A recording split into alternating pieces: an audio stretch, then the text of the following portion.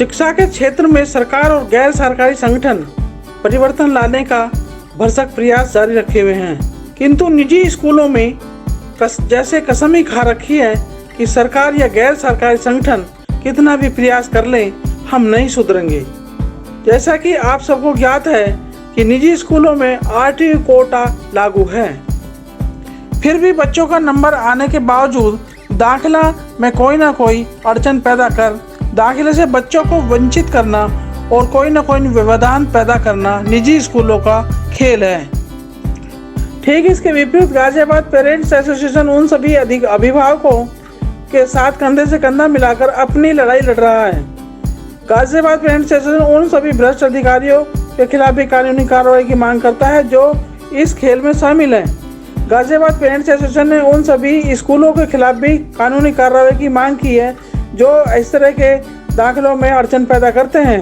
Ghaziabad parents association के पदाधिकारी विवेक त्यागी ने आज प्रशासन के समक्ष क्या मांग रखी, आइए देखते हैं ये रिपोर्ट। गाजियाबाद पेरेंट एसोसिएशन जिलाधिकारी महोदय को ज्ञापन सौंपने के लिए आई है और मामला है आरटीई निःशुल्क एवं अनिवार्य बाल शिक्षा अधिकार के तहत बच्चों के एडमिशन नहीं लेने के संबंध में।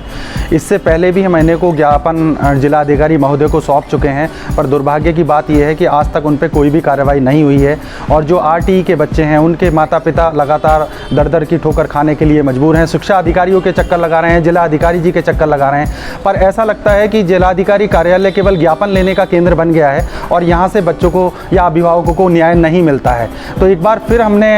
जिलाधिकारी जी को आज ज्ञापन सौंपा है और जो आरटीई में चयनित बच्चे थे उनको एडमिशन सुनिश्चित कराने के लिए उनको कहा है। हम आपको बता दें कि आज से पहले 2 महीने पहले एनसीपीसीआर राष्ट्रीय बाल अधिकार संरक्षण आयोग को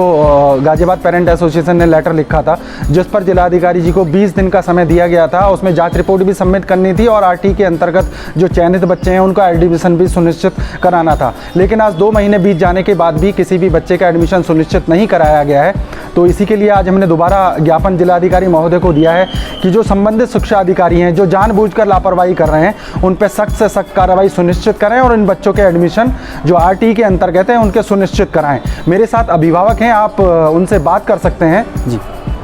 सर, मैं जो है 5 से 6 महीने से ही चक्कर काट रहा हूँ, कभी शिक्षा विभाग तो कभी डीएम ऑफिस। तो मैंने अपनी जो गुहार है गाजियाबाद पेरेंट्स एसोसिएशन से लगाई और गाजियाबाद पेरेंट्स एसोसिएशन ने हमारा पूरा साथ दिया है और जब कोई दिक्कत कोई परेशानी आई है शिक्षा को लेकर हमारे गाजियाबाद पेरेंट्स एसोसिएशन सबसे आगे रहे हैं और मैंने